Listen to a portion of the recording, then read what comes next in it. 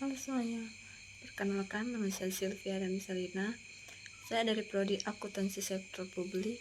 Di sini saya akan presentasikan makul pengantar ekonomi makro.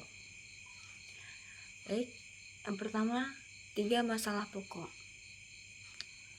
Apa yang harus diproduksi dan dalam jurnal? Berapa watt? Ini berkaitan dengan keputusan mengenai barang dan jasa apa yang harus diproduksi dalam suatu perekonomian, serta beberapa banyak jumlahnya. Keputusan ini mencakup prioritas atas produk yang akan memenuhi kebutuhan dan keinginan masyarakat, serta sumber daya yang tersedia untuk produksinya. Yang kedua, bagaimana sumber-sumber ekonomi, faktor-faktor produksi yang bersedia harus digunakan untuk memproduksi. Masalah ini berkaitan dengan cara-cara atau mode yang digunakan untuk memproduksi barang dan jasa. Ini mencakup alokasi, faktor produksi, tenaga kerja, modal, tanah, dan kewarisuhan untuk memaksimalkan efisiensi dan produktivitas dalam proses produksi. Ketiga, untuk siapa barang tersebut diperlukan atau bagaimana barang tersebut dibagikan. Ini berhubungan dengan distribusi barang dan jasa dihasilkan. Masalah ini mencakup siapa akan mendapatkan barang dan jasa tersebut, bagaimana distribusi pendapat dan kekayaan dilakukan, serta bagaimana sistem ekonomi memastikan bahwa hasil produksi sampai pihak yang membutuhkan atau yang mampu membelinya. Selanjutnya, masalah dalam ekonomi makro. Yang pertama, masalah stabilisasi atau masalah jangka pendek. Masalah stabilisasi berkaitan dengan upaya untuk menjaga kestabilan perekonomian dalam jangka pendek agar tidak terjadi fluktuasi yang berlebihan. Beberapa masalah tersebut dalam kronologi ini adalah investasi. Inflasi adalah kenaikan harga barang dan jasa secara umum dan terus-menerus dalam ekonomi.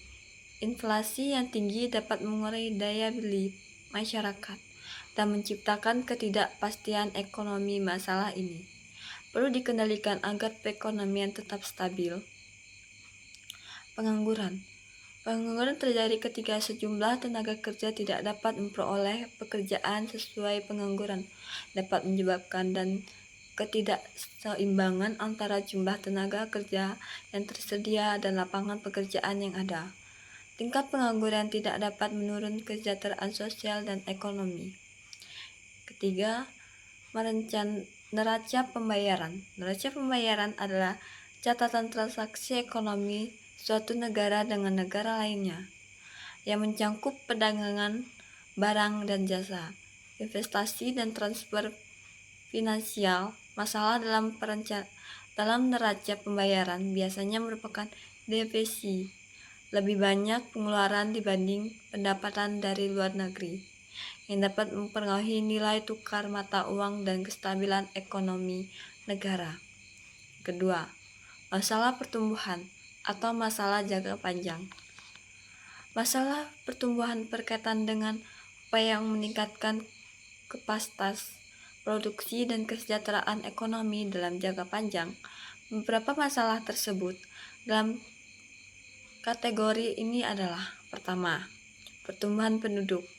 Pertumbuhan penduduk cepat dapat menambah peminatan terhadap barang dan jasa, namun juga dapat menambah tekanan terhadap sumber daya terbatas jika tidak dikelola dengan baik. Pertumbuhan penduduk dapat menghemat peningkatan kualitas hidup dan pembangun ekonomi. Yang kedua, kapasitas produksi.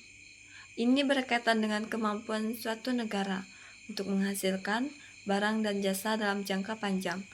Peningkatan kapasitas produksi biasanya melibatkan pengembangan teknologi, peningkatan keterampilan tenaga kerja, dan investasi dalam infrastruktur.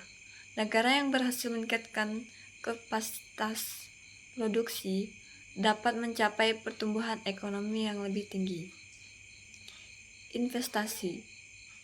adalah pengeluaran yang digunakan untuk membeli barang modal seperti pabrik, mesin, dan teknologi yang meningkatkan kapasitas produksi dalam jangka panjang.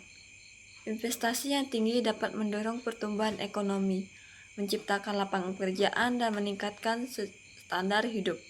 Namun, investasi juga memerlukan perencanaan yang baik agar dapat menghasilkan maaf yang maksimal. Perekonomian nasional. Perekonomian nasional ini dibagi menjadi 5. Yang pertama, pendapatan nasional adalah total pendapat yang diperoleh oleh semua faktor produksi, seperti tenaga kerja, modal, dan tanah, dalam suatu negara, selama periode tertentu, atau biasanya suatu tahun. Pendapatan nasional mencakup pendapatan yang diperoleh oleh individu, perusahaan, dan pemerintah dalam bentuk gaji, upah, sewa, bunga, dan keuntungan.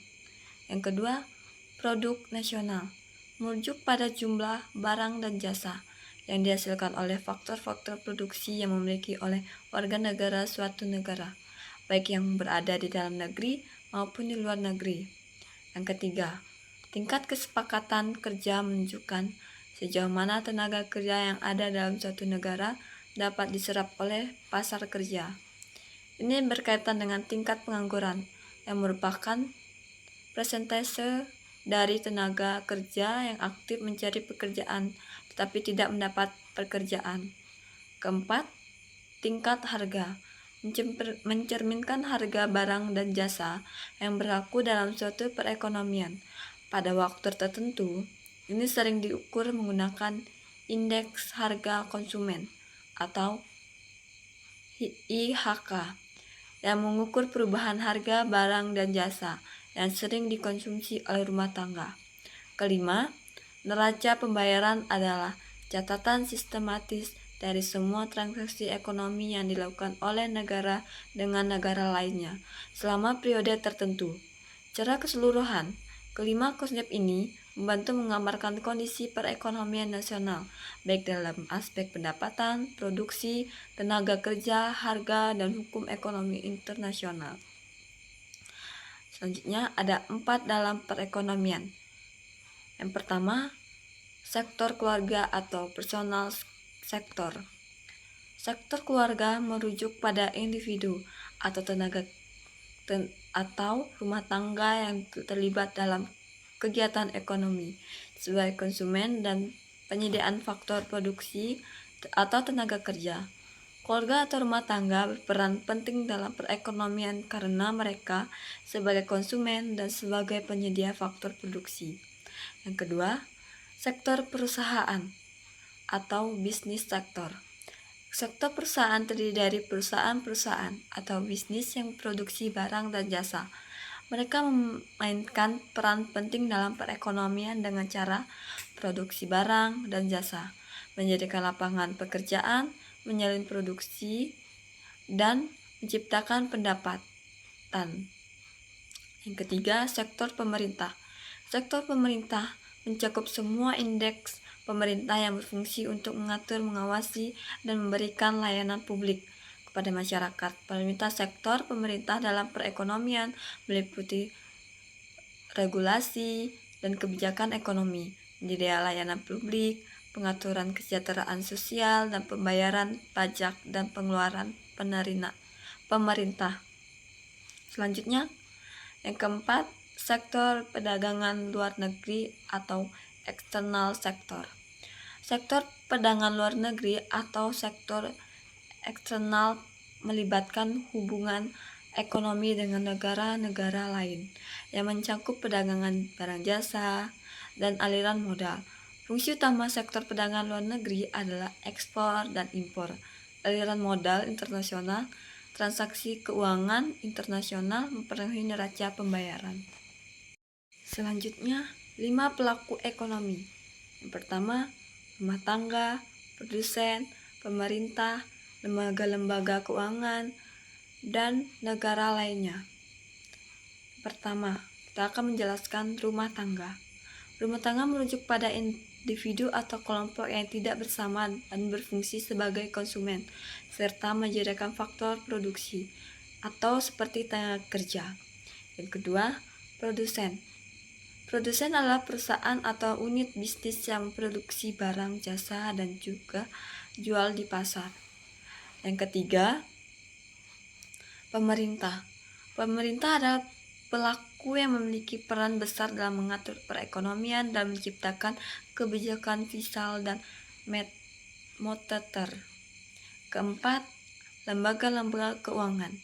Lembaga-lembaga keuangan seperti bank, perusahaan, asuransi, dan lembaga investasi berfungsi untuk menyalurkan dana pihak yang memiliki surplus atau penabung kepada pihak yang membutuhkan dana atau investor atau peminjaman. Yang terakhir yaitu negara lain.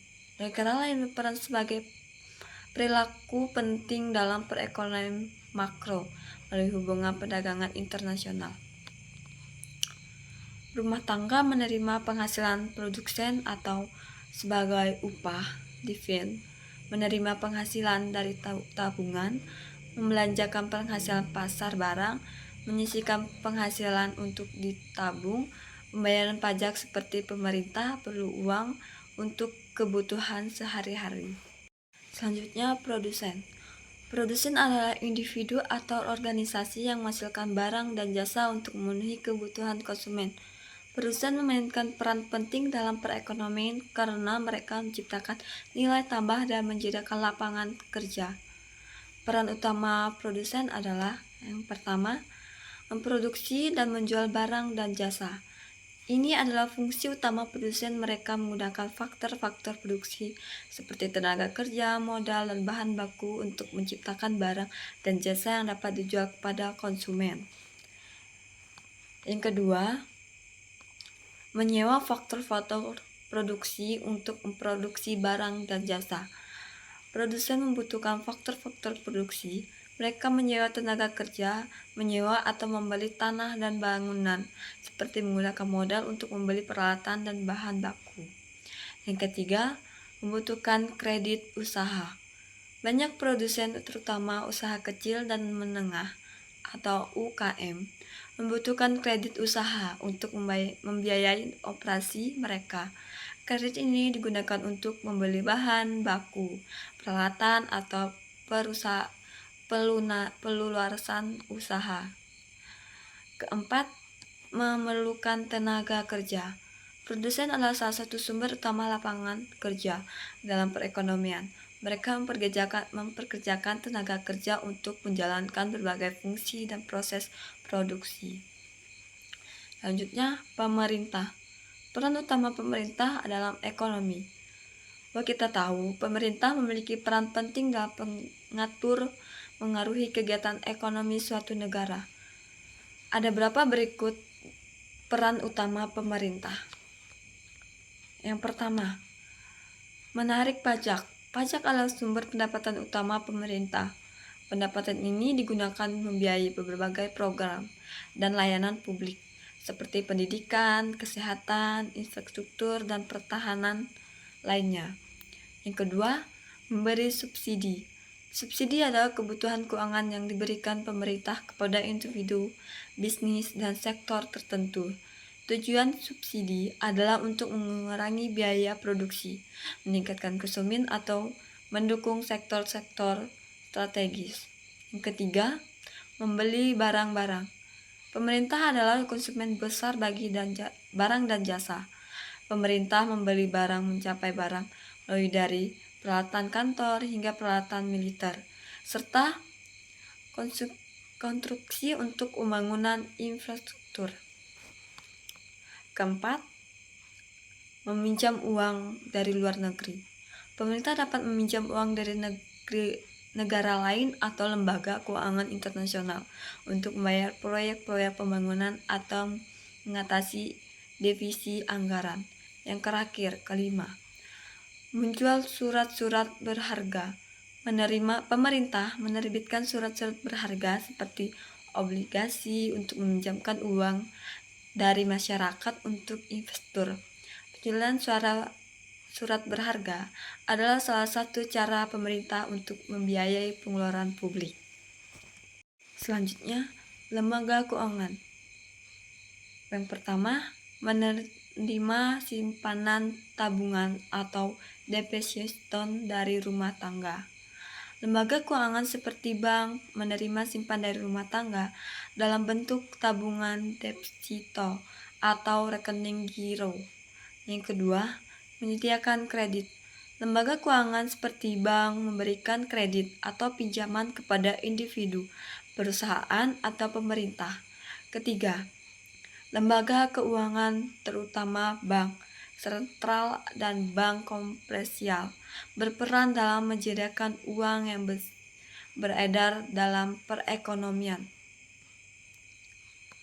Pasar luar negeri berhubungan dengan transaksi ekonomi yang terjadi antara suatu negara dan negara yang lainnya, yang melibatkan ekspor dan impor barang dan jasa. Pasar ini juga mencakup transaksi keuangan internasional yang mempengaruhi nilai tukar mata uang dan stabilitas ekonomi. Berikut penjelasan mengenai beberapa konsep penting dalam pasar luar negeri. Yang pertama, neraca perdagangan. Neraca perdagangan catatan dari silasi antara ekspor dan impor barang dalam suatu negara selama periode tertentu. Neraca ini mengukur apakah suatu negara mengalami surplus perdagangan atau ekspor lebih besar dari impor, atau divisi perdagangan impor lebih besar daripada ekspor. Yang kedua, ekspor dan impor. Ekspor dan impor adalah komponen utama dari perdagangan internasional. Impor merupakan barang dan jasa produksi dalam negeri dijual ke negara lain. Ekspor menjadi sumber pendapatan bagi negara dan dapat membantu meningkatkan pertumbuhan ekonomi, terutama jika suatu negara memiliki produksi sangat dibutuhkan di pasar internasional. Ketiga, dasar penukaran luar negeri. Dasar penukaran luar negeri merujuk pada nilai tukar antara lain mata uang suatu negara dalam mata uang negeri lain. Yang keempat, harga rata-rata ekspor dan harga rata-rata impor. Harga rata-rata ekspor dan impor merujuk pada harga rata-rata barang dan jasa yang diekspor dan diimpor oleh suatu negara. Konsep ini penting untuk mengetahui daya saing negara dalam pasar internasional. Harga rata-rata ekspor merupakan harga rata-rata barang dan jasa yang dijual ke luar negeri. Harga ekspor yang lebih tinggi dan menguntungkan negara tersebut karena akan meningkatkan pendapatan dari perdagangan luar negeri. Harga rata-rata impor merupakan harga rata-rata barang dan jasa yang dibeli dari luar negeri. Jika harga impor naik, maka biaya barang impor menjadi mahal bagi negara tersebut yang dapat mengurangi daya pembeli domestik. Kelima, cadangan devisa. Cadangan devisa adalah simpanan mata uang asing memiliki oleh bank sentral suatu negara lain. Yang pertama, membeli barang impor. Negara lain berperan sebagai konsumen dan pasar internasional dengan membeli barang dan negara lain. 2. Menjual barang ekspor. Negara juga berperan sebagai pasar bagi produk yang diekspor oleh negara. Kita ekspor adalah penjualan barang dan jasa dari negara kita ke negara lain. Ketiga, menyediakan kredit atau pinjaman. Negara lain, baik itu melalui lembaga keuangan internasional seperti Bank Dunia, IMF, atau lembaga multilateral lainnya, atau hubungan bilateral, dapat menyediakan pinjaman atau kredit ke negara kita. 4. Pasar, yaitu pasar barang, pasar uang, pasar tenaga kerja, dan pasar luar negeri. Selanjutnya, pendapatan nasional. Yang pertama, jumlah pendapatan yang diterima oleh seluruh rumah tangga keluarga di suatu negara dari penyerahan faktor-faktor produksi dalam suatu periode. Pendapatan nasional mencakup seluruh pendapatan diterima oleh rumah tangga atau keluarga dalam suatu negara berasal dari faktor-faktor produksi yang mereka disediakan. Yang kedua, salah satu indikator untuk mengukur lanjut pembangunan dan perkembangan tingkat kesejahteraan suatu negara dari waktu ke waktu. Pendapatan nasional adalah indikator penting dalam mengukur berbagai cepat untuk negara berkembang. Jika pendapatan nasional meningkatkan dari tahun ke tahun, ini menunjukkan bahwa perekonomian negara sedang berkembang dan kesejahteraan masyarakat juga cenderung meningkat. Ketiga, indikator arah tujuan struktur perekonomian satu negara. Pendapatan nasional juga fungsi sebagai indikator untuk memahami arah dan struktur perekonomian suatu negara. Yang keempat, produksi domestik brut atau PDB, baik atas dasar harga berlaku maupun atas dasar harga konstan, menjadi salah satu indikator penting untuk mengetahui kondisi ekonomi suatu negara dalam suatu periode tertentu. Produksi domestik bruto atau PDB adalah salah satu ukuran utama dalam menghitung pendapatan nasional dan digunakan untuk mengetahui kondisi ekonomi negara. Pendapatan nasional memiliki 3 pendekatan. Yang pertama, pendekatan produksi. Yang kedua, pendekatan pendapatan. Dan ketiga, pendekatan pengeluaran. Apa sih pendekatan nasional? Pendapatan nasional dapat dihitung dengan menggunakan 3 pendekatan utama yang masing-masing memberikan pandangan berbeda dalam mengukur total pendapatan suatu negara. Ketiga pendekatan tersebut adalah pendekatan produksi, pendekatan pendapatan, dan pendekatan pengeluaran. Berikut penjelasan masing-masing pendekatan. Yang pertama, pendekatan produksi. Pendekatan produksi berfokus pada nilai tambah yang dihasilkan oleh sektor-sektor perekonomian suatu negara dalam proses produksi barang dan jasa. Dalam pendekatan ini, pendapatan nasional dihitung berdasarkan nilai produksi yang dihasilkan dalam suatu periode dengan cara menjumlahkan nilai tambah yang tercipta di suatu sektor produksi atau seperti petani, industri, dan jasa. Langkah-langkahnya menghitung total nilai output yang dihasilkan oleh semua sektor perekonomian, mengurangi biaya produksi atau nilai bahan baku yang digunakan dalam produksi untuk mendapatkan nilai tambah dihasilkan. Rumusnya yaitu pendapatan nasional sama dengan nilai tambah dari sektor-sektor perekonomian. Pendekatan ini memberikan gambar tentang kinerja sektor-sektor ekonomi serta kontribusi setiap sektor terhadap produksi domestik bruto atau PDB negara. Yang kedua, pendekatan pendapatan. Pendekatan pendapatan menghitung pendapat nasional berdasarkan pendapatan yang diterima oleh faktor-faktor produksi dalam perekonomian seperti tenaga kerja, modal, dan sumber daya alam. Pendekatan ini mengukur total pendapatan yang dihasilkan dari kegiatan produksi termasuk upah, sewa, bunga, dan laba. Komponen utama dalam pendekatan ini adalah upah. Upah pendapatan yang diterima oleh tenaga kerja.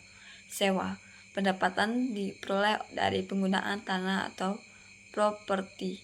Bunga pendapatan yang diterima oleh pemilik modal atau investor. Laba pendapatan diperoleh perusahaan setelah digunakan biaya produksi. Rumusnya yaitu pendapatan nasional sama dengan upah ditambah sewa ditambah bunga ditambah laba. Pendekatan ini menggambarkan tentang bagaimana pendapatan dari faktor-faktor produksi distribusi di seluruh ekonomi dan bagaimana pendapatan tersebut digunakan untuk konsumen dan tabungan. Yang ketiga, pendekatan pengeluaran. Pendekatan pengeluaran menghitung pendapat nasional berdasarkan total pengeluaran yang dilakukan dalam perekonomian untuk membeli barang dan jasa. Pendekatan ini berfokus pada bagaimana pendapat digunakan oleh berbagai sektor ekonomi, termasuk rumah tangga, perusahaan, pemerintah, dan sektor luar negeri. Komponen utama dalam pendekatan ini yaitu pengeluaran konsumsi rumah tangga, pengeluaran untuk barang dan jasa konsumen yang dilakukan oleh rumah tangga, pengeluaran investasi atau I, pengeluaran untuk pembelian barang modal seperti mesin bangunan oleh perusahaan dan sektor bisnis, pengeluaran pemerintah atau G, pengeluaran oleh pemerintah untuk barang dan jasa publik seperti infrastruktur pendidikan dan kesehatan, ekspor neto atau X. NX sama dengan ekspor dikurang impor. Selisih antara ekspor dan impor suatu negara yang mencerminkan pengeluaran luar negeri untuk barang dan jasa yang diproduksi dalam negeri. Rumusnya, pendapatan nasional sama dengan C ditambah I ditambah G ditambah X dikurang M. C itu konsumen rumah tangga, I infrastruktur produksi, G yaitu pengeluaran pemerintah, X dikurang M itu ekspor neto atau ekspor dikurangi impor. 9 lapangan usaha sektor yaitu yang pertama, pemerintah, ternak, kehutanan, dan perikanan. Yang kedua, pertambangan dan pengalihan. Ketiga, infrastruktur pengolahan. Keempat, listrik, gas, dan air bersih. Kelima, memproduksi. Keenam, perdagangan hotel dan restoran. Ketujuh, pengangkutan dan konsumsi. Kedelapan, keuangan, real estate dan jasa perusahaan. Kesembilan, jasa-jasa tersebut jasa pelayanan pemerintah. Setiap sektor dirinci lagi menjadi sub-sektor. Selanjutnya, pendekatan pendapatan merupakan jumlah balas jasa yang diterima oleh faktor-faktor produksi yang ikut serta dalam proses produksi di suatu negara dalam jangka waktu tertentu, biasanya suatu tahun. Balas jasa faktor produksi yang dimaksud adalah upah dan gaji sewa, tanah, bunga, modal, dan keuntungan. Semuanya belum dipotong pajak penghasilan dan pajak langsung lainnya. Divisi ini PDB mencakup juga menyusun dan pajak tidak langsung, neto atau pajak tidak langsung dikurangi subsidi. Selanjutnya, pendekatan pengeluaran. Semua komponen pemerintah akhirnya yang terdiri dari pertama, pengeluaran konsumen rumah tangga dan lembaga swasta nirlaba. Kedua, pengeluaran konsumen pemerintah. Ketiga, pembentukan modal tentang domestik bruto. Empat, perubahan inventory. Dan kelima, ekspor neto atau ekspor neto merupakan ekspor dikurang impor. Selanjutnya, sektor rumah tangga konsumsi rumah tangga atau C adalah total pengeluaran yang dilakukan oleh rumah tangga untuk membeli barang dan jasa.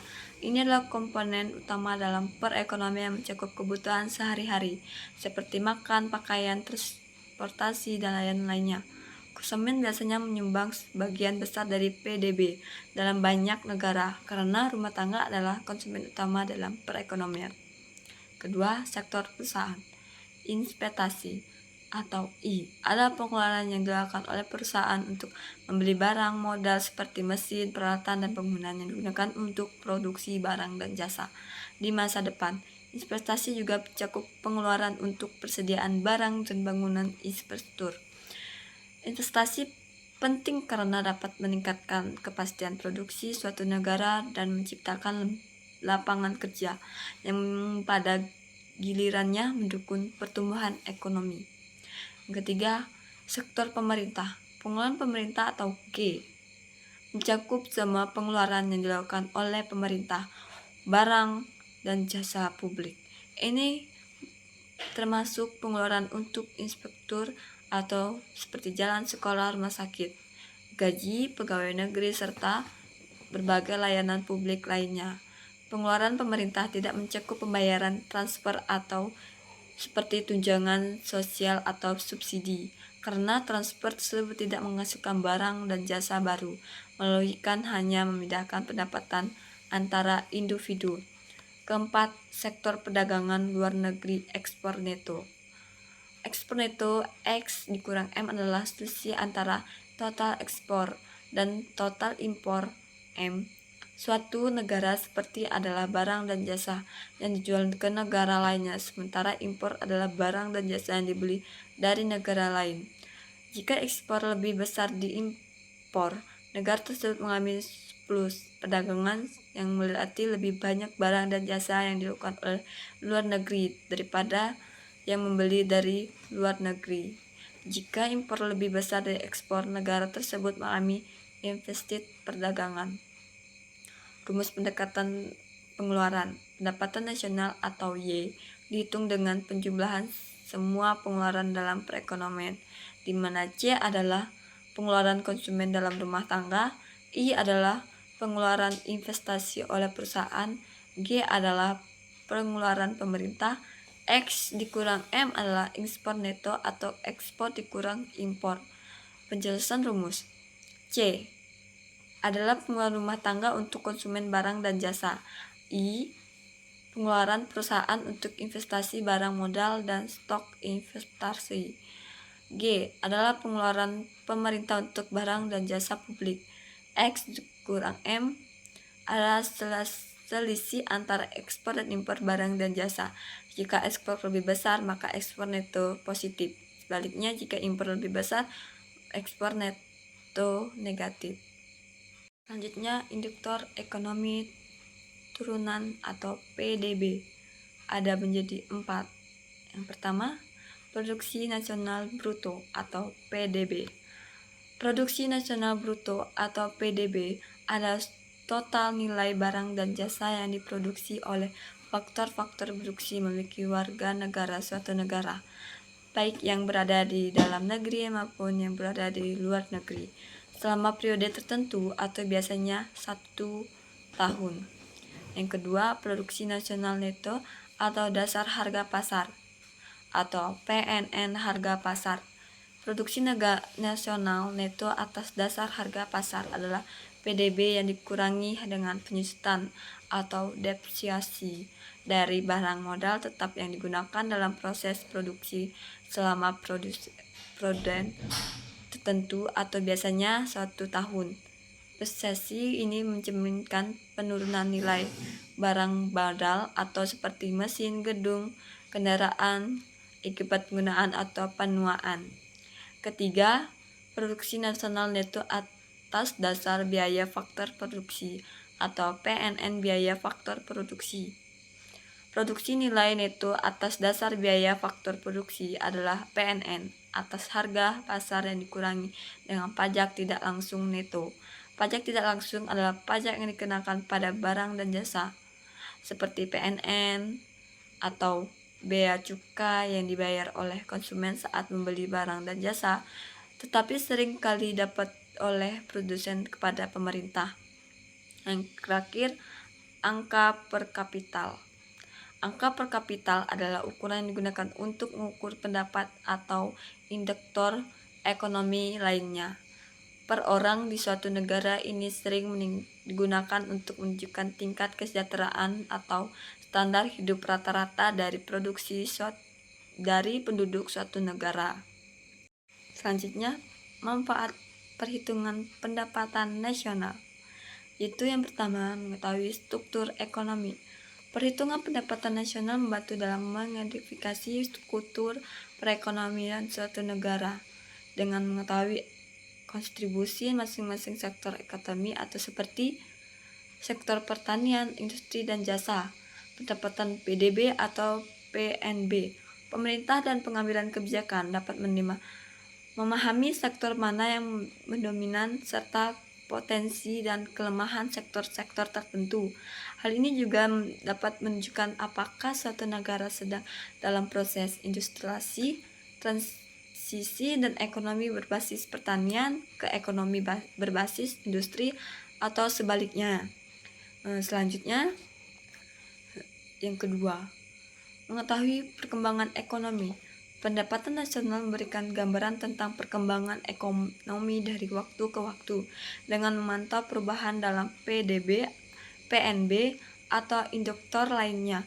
Kita dapat melihat apakah ekonomi suatu negara tumbuh setengah atau mengalami kontraksi.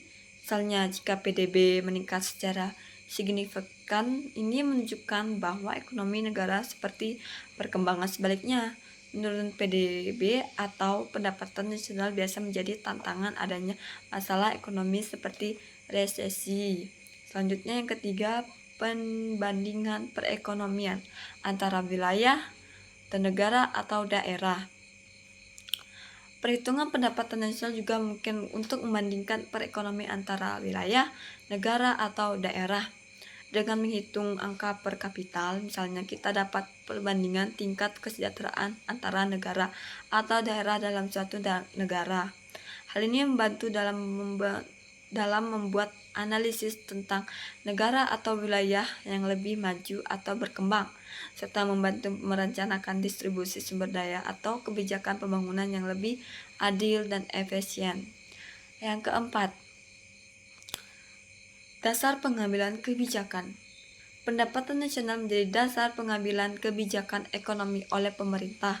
Dengan mengetahui keadaan ekonomi melalui perhitungan pendapatan nasional, pemerintah dapat merancang kebijakan fiskal dan moneter yang suatu untuk mencapai tujuan ekonomi tertentu seperti pertumbuhan ekonomi yang berkelanjutan, mempengaruhi kemiskinan, atau pengadilan inflasi. Kebijakan yang didasarkan pada data pendapat nasional akan lebih efektif dalam mengatasi masalah ekonomi yang dihadapi oleh negara seperti pengangguran, inflasi, dan defisit anggaran.